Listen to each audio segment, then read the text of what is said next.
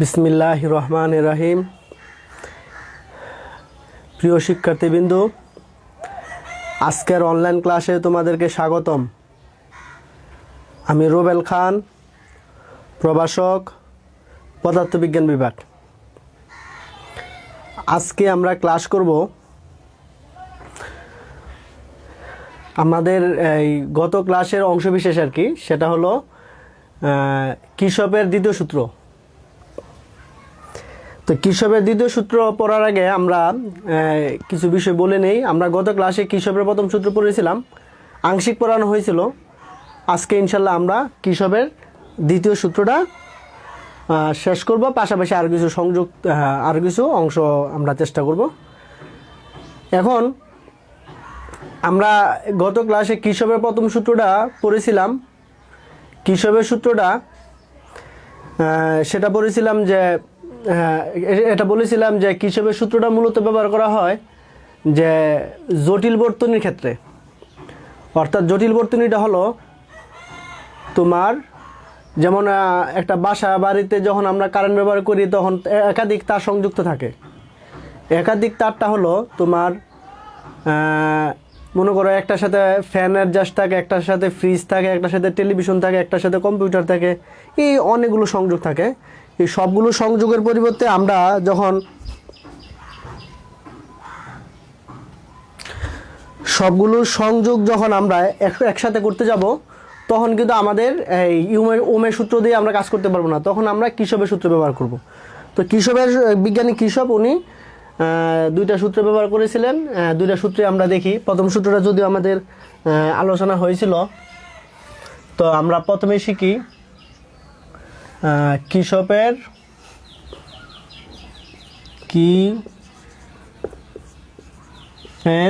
সূত্রসমূহ। প্রথম সূত্রটা কি ছিল?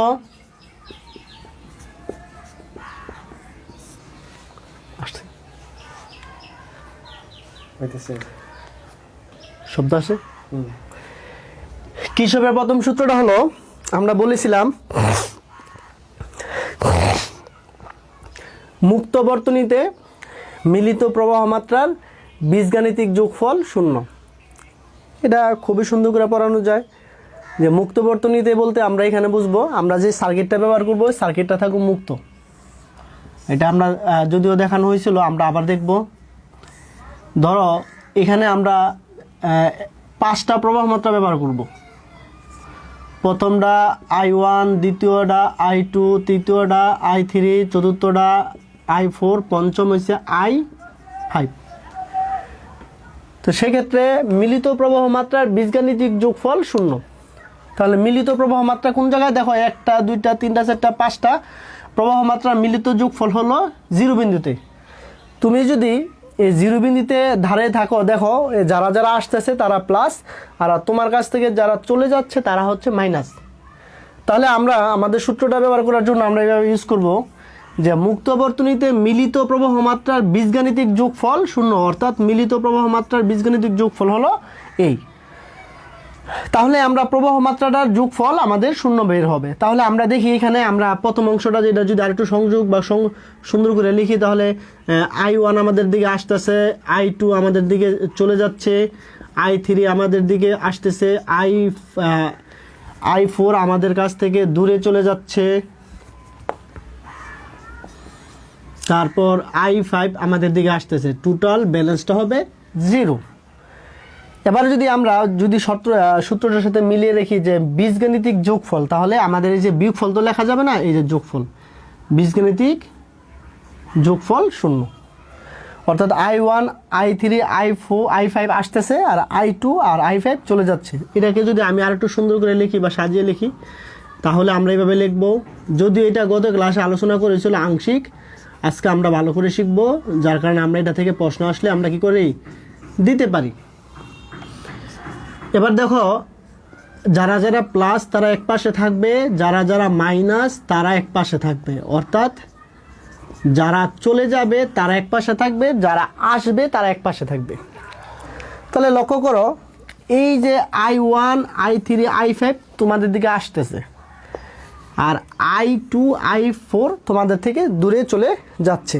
এটার মিনিংসটা হলো, ধরো আমার বাসা বাড়িতে যদি বিদ্যুতের যেই তারটা থাকে, পাওয়ার সাপ্লাই থেকে যে বিদ্যুৎটা আমাদের বাড়িতে আসতেছে, যে পরিমাণ আমি ব্যবহার করব সে পরিমাণ বিদ্যুৎ আসবে, আর অতিরিক্ত বিদ্যুৎটা কিন্তু কি করবে, আমাদের বাসায় ঢুকবে না। যদিও আমাদের তার কাছে সাথে আমাদের মানে তারটার সাথে কারেন্টটা অ্যাডজাস্ট থাকে, যদিও আমরা যতটুকু ব্যবহার করব ততটুকুই আমাদের কারণে বিদ্যুৎটা আসবে, অতিরিক্ত বিদ্যুৎটা আমাদের আসবে না।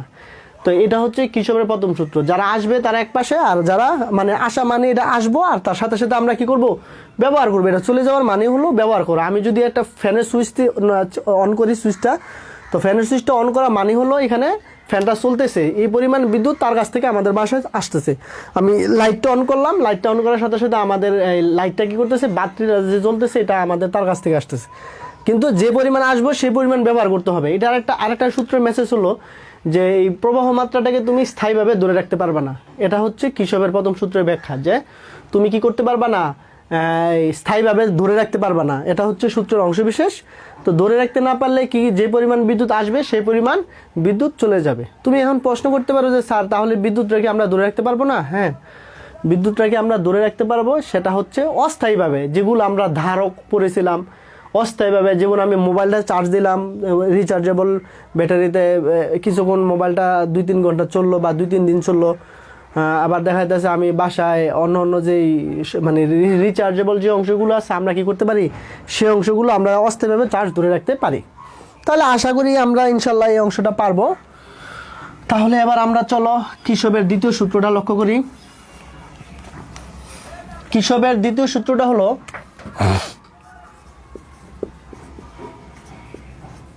আমি দ্বিতীয় সূত্রটা তোমাদেরকে বোঝানোর আগে আমি একটা সার্কিট আঁকি, তোমরা আমার সাথে সাথে সার্কিটটা আঁকবা। সার্কিটটা আঁকলে সার্কিট থেকে বোঝানো সহজ আর কি। তাহলে আমি একটা সার্কিট আঁকি, তোমরা সার্কিটটা লক্ষ্য করো।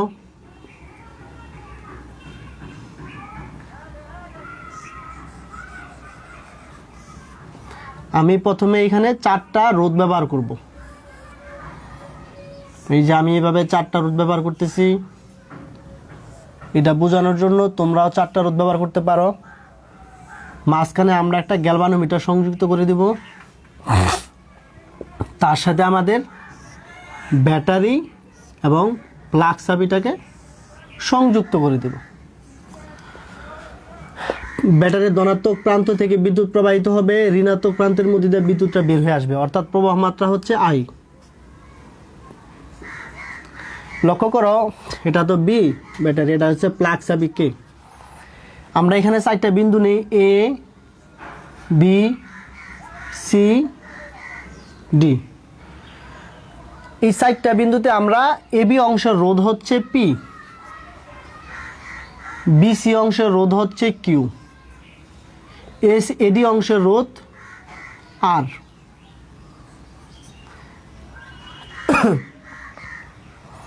আর ডিসি অংশের রোধ হলো কি, S, অর্থাৎ PQRS। আমরা 4টা রোধ ব্যবহার করতেছি। এবং এই যে প্রবাহ মাত্রাটা এই বিন্দুতে আসার পর আমাদের 2টা ভাগ হয়ে যাবে। একটা ভাগ চলে যাবে AB অংশের মধ্যে দিয়া I1 প্রবাহ মাত্রা, আর AD অংশের মধ্যে দিয়ে আরেকটা প্রবাহ মাত্রা চলে যাবে, এটা হচ্ছে I3 প্রবাহ মাত্রা। এই I1 প্রবাহ মাত্রাটা বি বিন্দুতে আসার পরে আবার 2টা ভাগে ভাগ হয়ে যাবে। একটা ভাগ হলো I2, আরেকটা ভাগ হলো যেহেতু এটা গ্যালভানোমিটার তাহলে এটা হবে IG। এখানে একটা প্রশ্ন আছে, আমি প্রশ্ন সমস্যাটা সমাধানটা পরে দিই। এখানে বি থেকে ডি বিন্দুর মধ্যে দেওয়া যাবে না ডি থেকে বি বিন্দুর মধ্যে দেওয়া যাবে, এই প্রশ্ন আনসারটা আমি একটু পরে দিই। আপাতত ধরে নিই আমরা বি থেকে ডি বিন্দুর মধ্যে দিয়ে IG পরিমাণ বিদ্যুৎ প্রবাহিত হচ্ছে। আবার আমরা ডিসি অংশের প্রবাহ মাত্রা হলো, আমরা কি লিখব, I4। এই আমরা মোটামুটি একটা পূর্ণ সার্কিট আঁকলাম। এবার আমরা প্রশ্নটা আমাদের সূত্রটা একটু আমরা পড়ি। সূত্রটা কি ছিল, বদ্ধ বর্তনীতে বিভিন্ন অংশগুলো রোধ এবং প্রবাহ মাত্রার বীজগাণিতিক যোগফল হবে তড়িৎচালক শক্তির সমান। আমি আবার বলি, বদ্ধ বর্তনীতে বিভিন্ন অংশের রোধ এবং প্রবাহ মাত্রার গুণফলের যোগফল হবে তড়িৎচালক শক্তির সমান। গুণফলের যোগফল, এটা তো আমরা বইয়ের ভাষা শিখলাম। এবার চলো আমরা আমাদের মতো করে শিখি। আমাদের এই সার্কিটটা বা এই সূত্রটা বোঝানোর জন্য আমাদের দুইটা তোমার লুপ ব্যবহার করতে হবে। আমরা দুইটা লুপ ব্যবহার করব, আর এটা অনেকভাবে করা যায়। আমরা আমাদের মতো করে আমরা এটাকে ঘড়ির কাঁটার মতন, অর্থাৎ ক্লক আছে না, ক্লক এন্টি ক্লক, আমরা ঘড়ির কাঁটার দিকে ব্যবহার করব। অর্থাৎ ঘড়ির কাঁটাটা এভাবে টিক টিক টিক টিক করে যেভাবে ঘুরে আমরা এটাকে এভাবে ব্যবহার করব। তাহলে আমাদের এই অংশটা আমরা কি করতে পারি, সহজেই বুঝতে পারি। তাহলে কি করা যায় আমরা একটু লক্ষ্য করি। আমরা সূত্রতে বলেছিলাম যে প্রবাহ মাত্রা এবং রোধের গুণফলের যোগফল হবে তড়িৎচালক শক্তি সমান। তাহলে এটা বোঝার জন্য প্রথমে আমরা একটা লুপ ব্যবহার করি, এ বি ডি এ, অর্থাৎ এ বি ডি এ। বদ্ধ বর্তনীতে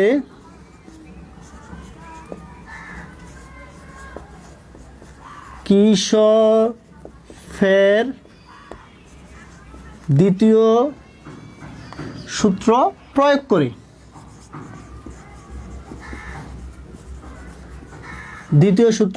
করি। তাহলে লক্ষ্য করো আমরা দ্বিতীয় সূত্রটা কিভাবে প্রয়োগ করব।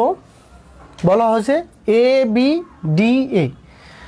আমরা সূত্রে বলেছিলাম যে প্রবাহ মাত্রা এবং রোধের গুণফলের যোগফল। তাহলে তুমি এ বিন্দু থেকে বি বিন্দুতে তুমি যখন যাবা তখন লক্ষ্য করো এই যে অ্যারো চিহ্নটা দেখতেছো, এই অ্যারো চিহ্নটা তোমার দিকে আছে, অর্থাৎ তুমি এইভাবে গেলে অ্যারো চিহ্নটা তোমার দিকে আছে। তাহলে আমরা এটাকে আমরা পজিটিভ বা ধনাত্মক ধরতে পারি। তো সেক্ষেত্রে আমাদের মানটা হবে কি, যে প্রবাহ মাত্রা হবে I1 আর রোধ হবে পি, অর্থাৎ প্রবাহ মাত্রা এবং রোধের গুণ করলাম। তাহলে এই বিন্দুতে আসার পরে আমি বি থেকে ডি বিন্দুতে যখন যাব তখন আমাদের এখানে আমাদের দিকে আছে, লক্ষ্য করো আমি বি বিন্দু থেকে যখন ডি বিন্দু, আমি তো এইভাবে ঘড়ির কাঁটার দিকে এভাবে ঘুরবো, তাহলে এভাবে গেলাম, তারপরে এভাবে আসবো। তো বি থেকে ডি বিন্দুতে আসলে আমার এখানে এই প্রবাহ মাত্রাটা হবে আইজি আর রোধ হবে শুধু জি। তাহলে প্রবাহ মাত্রা এবং রোধ, প্রবাহ মাত্রা হচ্ছে আইজি আর রোধটা হচ্ছে জি। তাহলে এটাও আমাদের দিকে আছে, এই জন্য এটা হবে প্লাস। এবার আমরা এবার এই ডি থেকে সি, ডি থেকে এর দিকে যাব। তো এই ডি থেকে এর দিকে গেলে, ডি থেকে এর দিকে যখন যাব, আমি তো এইভাবে যাব, তো লক্ষ্য করে দেখো ডি থেকে এর দিকে গেলে এই অ্যারো চিহ্নটা কিন্তু আমাদের দিকে নাই, অর্থাৎ আমাদের দিক থেকে বিপরীত দিকে আছে, অর্থাৎ এভাবে গিয়ে এভাবে না গিয়ে এভাবে আছে। যেহেতু আমি ঘড়ির কাঁটার দিকে ঘুরবো, তো সেক্ষেত্রে এই মানটা হবে বিপরীত, অর্থাৎ ঋণাত্মক মান। তাহলে সেক্ষেত্রে ঋণাত্মক মানটাকে আমরা কি দ্বারা, মাইনাস দিয়ে প্রকাশ করব। তুমি খেয়াল করো, আমি বলেছিলাম প্রবাহ মাত্রা এবং রোধের গুণফলের যোগফল। তাহলে প্রবাহ মাত্রা রোধ নিলাম, কিন্তু নীতিকে এই দুইটা আমাদের দিকে আছে আর এই অংশটা আছে আমাদের থেকে বিপরীত, সেই জন্য এটাকে আমরা মাইনাস দিয়ে ব্র্যাকেটের ভিতর মাইনাস দিয়ে লিখলাম। তাহলে প্রবাহ মাত্রা এবং রোধের এই গুণফলের যোগফল হবে তড়িৎচালক শক্তির সমান, অর্থাৎ তড়িৎচালক শক্তিটাকে আমরা ই দ্বারা প্রকাশ করব। তাহলে প্রবাহ মাত্রা এবং রোধের গুণফলের যোগফল হবে তড়িৎচালক শক্তির সমান। এটা হচ্ছে আমাদের কির্চফের দ্বিতীয় সূত্র। তাহলে আমরা মোটামুটি একটা ধারণা তোমাদেরকে দিতে পারলাম, এই অংশটা আমাদের হয়ে গেল। এটা হচ্ছে কির্চফের দ্বিতীয় সূত্র। তাহলে এবার চলো আমরা কির্চফের দ্বিতীয় সূত্র প্রয়োগ করে হুইটস্টোন ব্রিজ নীতি ব্যবহার করব। এই অংশটা আমরা আমাদের দ্বিতীয় অংশের জন্য করব দেখে আমি এই অংশটা কি করলাম, মুছলাম না। তোমরা লক্ষ্য করো আমাদের এই অংশ শেষ, এবার আমরা পরের অংশ চলে যাই। পরের অংশটা হলো হুইটস্টোন ব্রিজ। হুইটস্টোন ভাষাটা হবে এরকম, হুইটস্টোন ব্রিজ নীতি।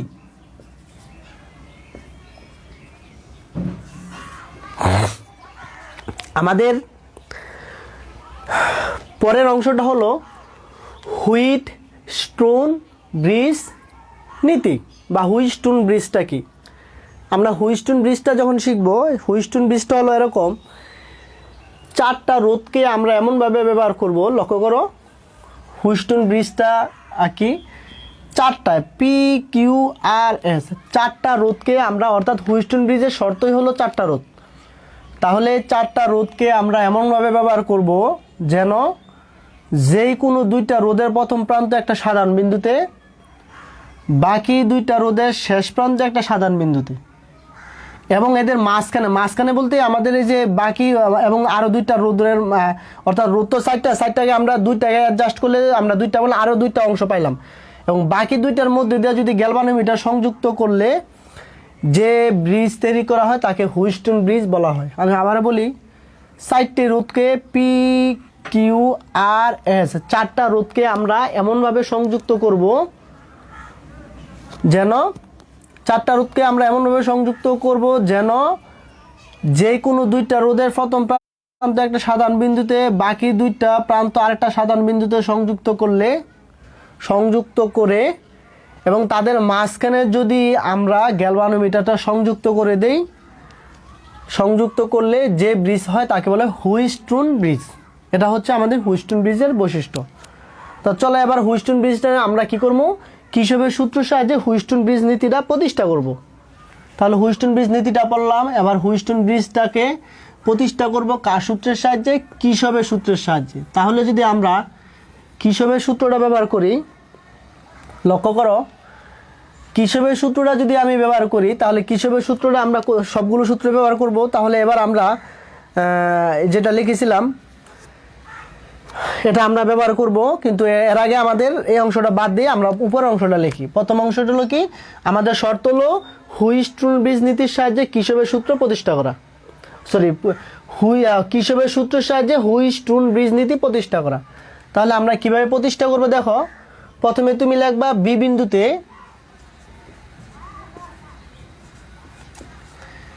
বিন্দুতে কিসবের প্রথম সূত্র ব্যবহার করি, কিসবের প্রথম সূত্র ব্যবহার করি।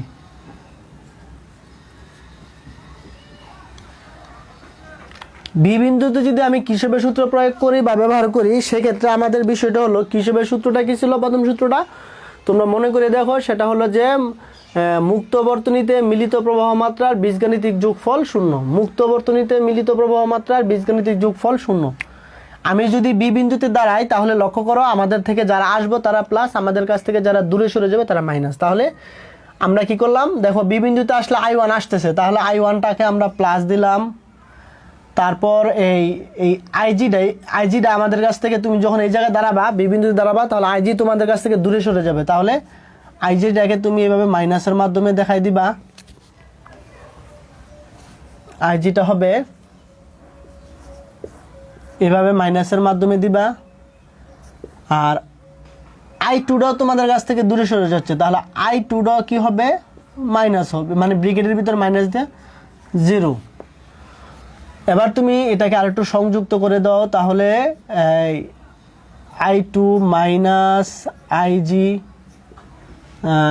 আমি একবার সাজিয়ে লিখে দিই,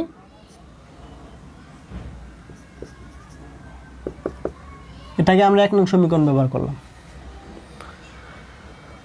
অর্থাৎ আমরা বি বিন্দুতে কিসবের প্রথম সূত্র ব্যবহার করলাম। তো কিসবের প্রথম সূত্র ব্যবহার করলে আমাদের বি বিন্দুতে I1 আসতেছে, আইজি চলে যাচ্ছে, I2 চলে যাচ্ছে, যারা আসতেছে প্লাস আর যারা চলে যাচ্ছে মাইনাস, তাদেরকে এক পাশে রাখলাম।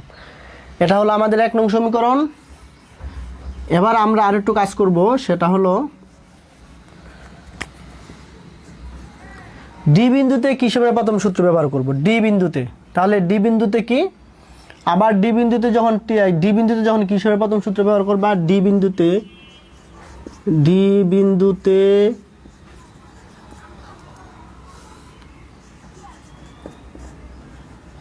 কিসবের কি সূত্র, প্রথম সূত্র।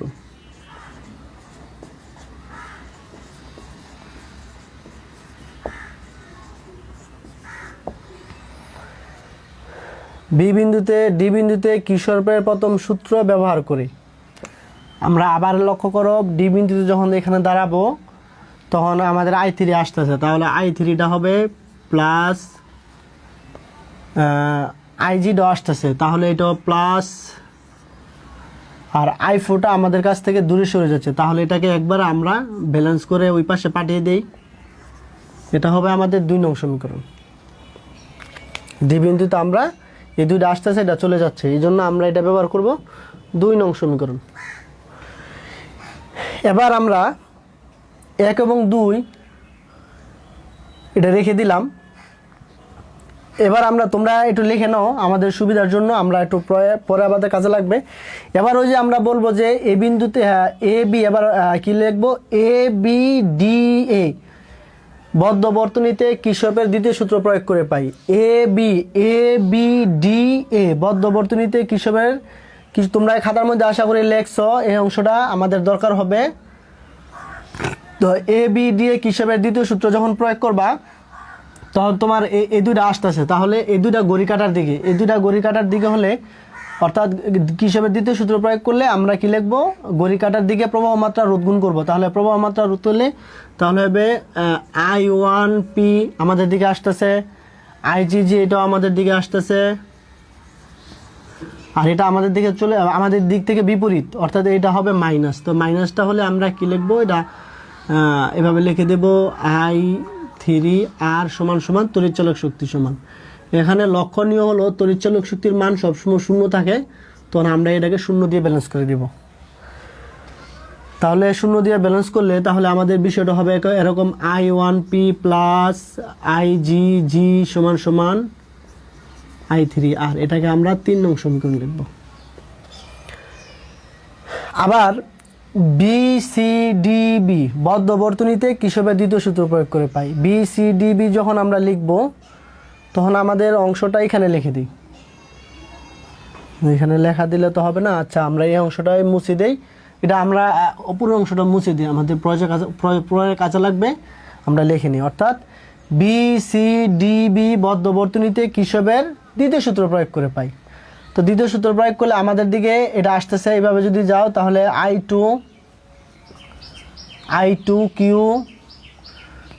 এভাবে আসলে এটা তোমার দিকে বিপরীত আছে, তাহলে এটা হবে মাইনাস কি I4S, এইটাও তোমার বিপরীত দিয়ে আছে, এইটাও মাইনাস, তাহলে এটা হবে IGG। তড়িৎচালক শক্তির মান তো 0 সমান, যদি এটা হয় এটার মান হচ্ছে 0, তাহলে আমরা এইভাবে লিখব I2Q সমান সমান হবে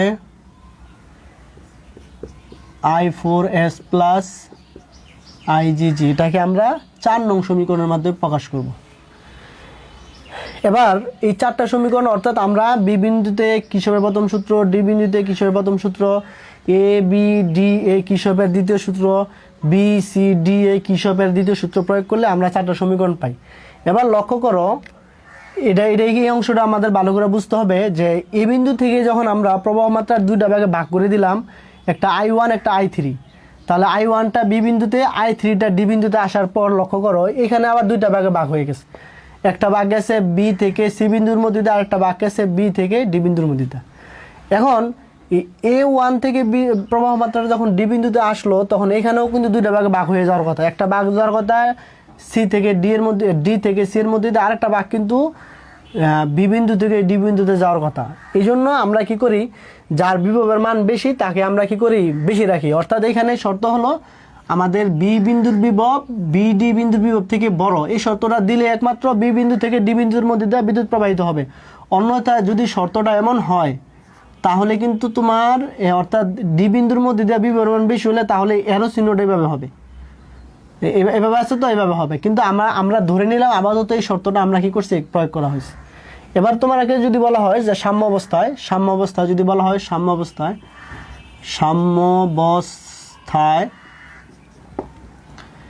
অর্থাৎ সাম্য অবস্থা মানে কি, এই বিন্দুর বিভব আর বিন্দুর বিভবের মান সমান, অর্থাৎ বি বিন্দুর বিভব আর ডি বিন্দুর বিভবের মান সমান। যদি সাম্য অবস্থায় এটা ধরা হয়, অর্থাৎ এই বিন্দুর বিভব এবং এই বিন্দুর বিভব যদি সমান হয় তাহলে এদের মধ্যে দিয়ে কী করবে, কোনো বিদ্যুৎ প্রবাহিত হবে না।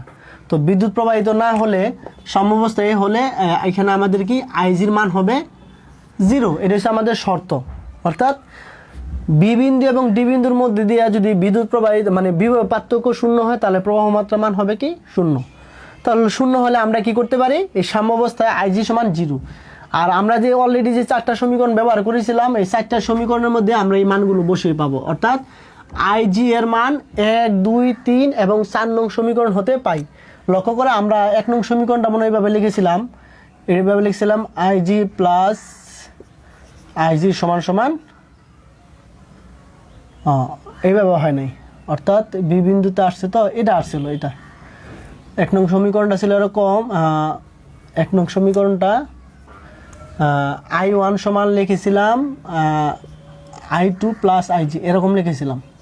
তোমরা মনে করে দেখো 1 নং সমীকরণটা আমরা এটা 1 নং সমীকরণ লিখেছিলাম। তো 1 নং সমীকরণটা যে লিখেছিলাম, তো আমরা 1, 2, 3, 4 নং সমীকরণে আমরা কি করব, 4টা সমীকরণ, অর্থাৎ 4টা সমীকরণে আইজির মানটা কি ধরবো, আমরা 0 ধরবো। তো 0 ধরলে এখানে আইজির মানটা 0 হলে এই অংশটা বাদ যাবে, তাহলে এটা একটা অংশ পাইলাম। এখানে আইজির মান এটা হলে এটা বাদ যাবে, এটাকে আমরা লিখবো, এটা হচ্ছে 5 নং সমীকরণ, এটা 6 নং সমীকরণ। আবার এখানে লক্ষ্য করো, এখানে আইজির মানটা 0, অর্থাৎ আইজির মানটা যখন 0 হবে তখন এটা হবে আমাদের কয় নং সমীকরণ, 7 নং সমীকরণ। আর এখানে আমরা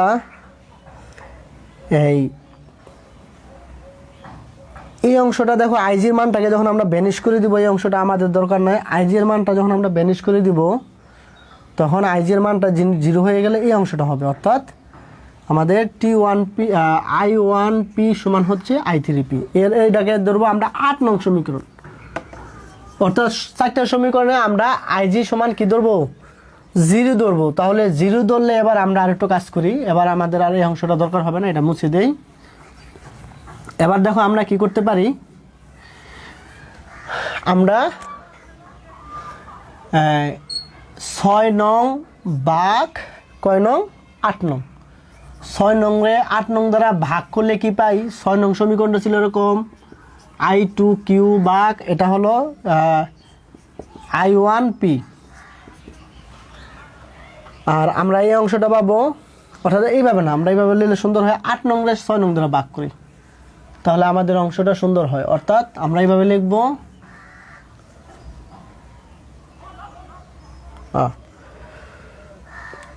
আমরা তো সব মুছে ফেললাম। আচ্ছা, এই অংশটা লাগা, অর্থাৎ আমরা মানগুলো একটু সাজিয়ে লিখি তাহলে হলো। এটা ছিল এরকম I4, এটাকে আমরা 7 নং ধরলাম। তাহলে আমাদের এই 6 নং সমীকরণটা ছিল এরকম, যেহেতু এটা লেখা হলো I1P সমান সমান I3R। এটাকে আমরা যদি 8 নং ধরি তাহলে আমাদের 6 নং সমীকরণটা ছিল এরকম I1PR, তাহলে এটা হবে I2Q I4S, এরকম একটা সমীকরণ মনে 6 নং ছিল। হ্যাঁ, এটাই ছিল। তাহলে এবার আমরা কি করব, 8 নং ভাগ 6 নং, এটা আমরা করতে পারি। 8 নং ভাগ যখন 6 নং করব তাহলে আমরা কি পাই, 8 নং রে 6 নং দ্বারা ভাগ করলে I1P I2Q I3R আর I4S এরকম ছিল। তাহলে এবার লক্ষ্য করো, I1 সমান I2, তাহলে আমরা একটা মান বসাবো I2P আর I2Q। আর I3 এর মানটা I4 এর মান যদি সমান হতো I4 আর হচ্ছে I4S, এই সবগুলো থেকে যদি আমি অংশটা মান কেটে দেই তাহলে আমাদের হবে P/Q সমান R/S। এই হচ্ছে আমাদের সেই প্রত্যাশিত মান, অর্থাৎ হুইটস্টোন ব্রিজ নীতি। 4টা রোধকে আমরা যদি সেভাবে সংযুক্ত করি তাহলে আমাদের শর্ত থাকতে হবে P/Q R/S। এটা দিয়ে আমরা এটা হচ্ছে আমাদের হুইটস্টোন ব্রিজ নীতির শর্ত। তাহলে এবার আমরা এটা দিয়ে একটা গাণিতিক টার্ম করি আমাদের সুবিধার জন্য, তাহলে আমরা আর একটু ভালোভাবে ধারণা নিতে পারবো। তাহলে চলো আমরা একটা ধারণা নেই। আমাদের একটা, আমরা যদি এভাবে করতে যাই যে আমরা একটা গাণিতিক টার্ম করি আমাদের সুবিধার জন্য। তো গাণিতিক টার্ম করতে গেলে আমরা যেটা ব্যবহার করব, ধরো 4টা রোধ এরকম দিয়ে দিল যে 4টা রোধ দেওয়া হলো, 4টা রোধের মান যা হুইস্টন ব্রিজ নীতিতে ধরো 4টা রোধের মান P1 এর মান ধরো 2 ওহম, তারপরে কিউর মান দিল 4 ওহম, আর দিল 6 ওহম, আর এস এর মানটাকে হোয়াট রাখলো। যদি বলা হয় 4টা রোধের মধ্যে 3টা রোধের মান দেওয়া, 4টা রোধের মান বের করবা কোন সূত্রের সাহায্যে? হুইটস্টোন ব্রিজ নীতির সাহায্যে। তখন তুমি কি লিখবা? আমরা জানি P/Q সমান R/S, অর্থাৎ আমরা যদি এটাকে ব্যালেন্স করি S = RQ/P, অর্থাৎ এই সমীকরণের সাহায্যে তুমি কি করতে পারবা? চতুর্থ বাহু রোধটাকে তুমি কি করতে পারবা? ব্যবহার করতে পারবা। এখন শর্ত হলো, যদি তোমার বিষয়টা এমন হয় যে এটা তো আমাদের একটা শর্ত গেল, অর্থাৎ 4টা বাহুর 3টা রোধ দেওয়া হলো, একটা বাদ দেওয়া হলো, ওইটা আমরা বের করলাম। এবার যদি বলা হয় যে 4টা রোধের মানে দেওয়া হলো, ধরো এটাকে 8 দিয়ে দিলাম, 8 দেওয়ার পরে 4টা রোধের মান দেওয়া হলো PQRS, প্রথম বাহু, দ্বিতীয় বাহু, তৃতীয় বাহু, চতুর্থ বাহু, 4টা বাহু রোধের মান দেওয়া হলো। এবার পরে যদি বলা হয় যে তৃতীয় বাহুতে কি পরিমাণ রোধ সংযুক্ত করলে বৃষ্টি সাম্য অবস্থা থাকবে, আমি আবারও বলি 4টা রোধের মান এভাবে দেওয়ার পরে যদি বলা হয় যে তৃতীয় বাহুতে কি পরিমাণ রোধ সংযুক্ত করলে বৃষ্টি সাম্য অবস্থা থাকবে, তখন তোমার শর্ত হলো কি, তখন তুমি তৃতীয় বাহু পর্যন্ত যে মানগুলো আছে এটাকে প্রথম, দ্বিতীয়, তৃতীয় বাহুর যেহেতু সংযুক্ত হলে বৃষ্টি সাম্য অবস্থা থাকবে, তখন এটাকে 1 ধরবা। যদি বলতো চতুর্থ বাহুতে কি পরিমাণ রোধ যুক্ত করলে তাহলে সাম্য অবস্থা থাকবে, তাহলে এটা হইব কি S1। যদি বলতো প্রথম বাহুর সাথে কি যুক্ত করবা, তাহলে এটা যেটা আমাদের থাকবে এটার মধ্যে 1 দিবা। আমাদের প্রশ্ন যদি তৃতীয় বাহু বলছে, তাহলে তৃতীয় বাহু ছাড়া বাকি 3টা দিয়ে আমরা ব্যবহার করব, মানে একটা মান বার করব PQRS, অর্থাৎ এই সূত্রের সাহায্যে আমরা আর একটা সঠিক মান বের করব। তো আর এর সঠিক মান বার করলে আমাদের শর্ত হবে এরকম PS/Q। এই শর্ত দিয়ে আমরা মান বসাই, তাহলে আর এর মান, P এর মান হচ্ছে 2, S এর মান হচ্ছে 8, Q এর মান হচ্ছে 4, 2 দুগুণে 4 ওহম।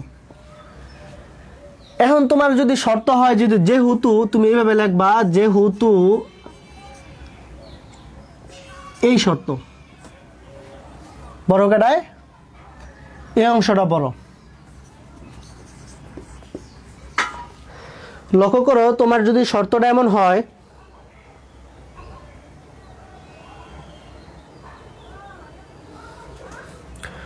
যদি এই হয়, তাহলে তোমার শর্ত হবে 1/R সমান 1/R1 প্লাস 1/R2। এটা থেকে তুমি কি করবা? 1/R2 সমান 1/R1 মাইনাস 1/R, অর্থাৎ তুমি যদি এটাকে একটু সুন্দর করো 1/R1 এর মান হচ্ছে 6, 1/R এর মান হচ্ছে, অর্থাৎ R এর মানটা আমরা পাইলাম 4। তাহলে এটাকে কাজ করলে আমরা কি পাবো? 4 আর 6 হচ্ছে 12, 6 মাইনাস 3 4 12। আমরা যদি এই কাজটা করি, আমাদের মানটা যদি এরকম হয়,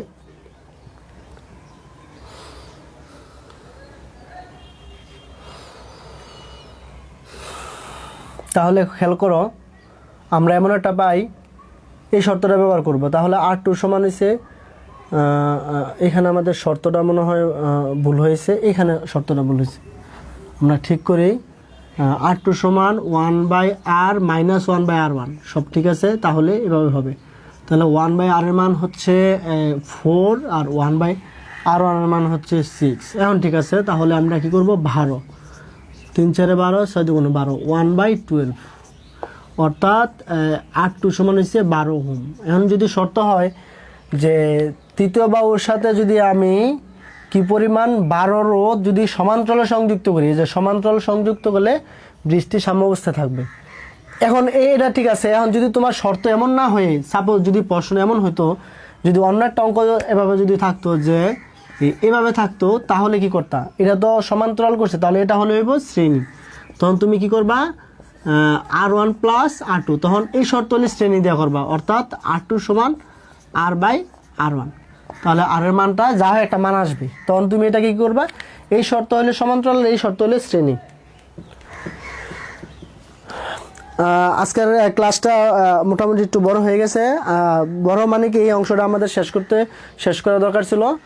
আর এই অংশের টপিকটা যারা সেকেন্ড ইয়ার দ্বিতীয় বর্ষের আছে তোমাদের একটা অংশ পড়ানো হয়েছিল, কিন্তু আজকে এটা করার উদ্দেশ্য হলো আমাদের যেহেতু করোনার জন্য ক্লাস মানে একটু সংকটের কারণে আমরা এই এমন একটা ক্লাস করব যাতে আমাদের প্রথম বর্ষ দ্বিতীয় বর্ষের কাজে লাগে। এই জন্য আমরা এই চ্যাপ্টারটা অংশ নিয়েছি। তোমরা আমাদের ইউটিউব চ্যানেল থেকে এই বাকি ক্লাসগুলো দেখে নিবা। আমরা ইনশাল্লাহ ধারাবাহিকভাবে দুই শ্রেণীর সমন্বয় করে আমরা ক্লাসটা করব, যার কারণে আমরা যেন দুটো শ্রেণীতে উপকৃত হতে পারি। আর যারা ফার্স্ট ইয়ার আছো বা প্রথম বর্ষ আছো তোমরাও এই ক্লাসগুলো দেখবা, সেকেন্ড ইয়ারও এই ক্লাসগুলো দেখবা। তোমরা তোমাদের এই কলেজের যেই আমাদের ইউটিউব চ্যানেল আছে ওই চ্যানেল থেকে তোমরা ক্লাসগুলো দেখবা। তো সবাইকে ধন্যবাদ জানিয়ে আমাদের আজকে ক্লাস শেষ করতেছি। আল্লাহ হাফেজ।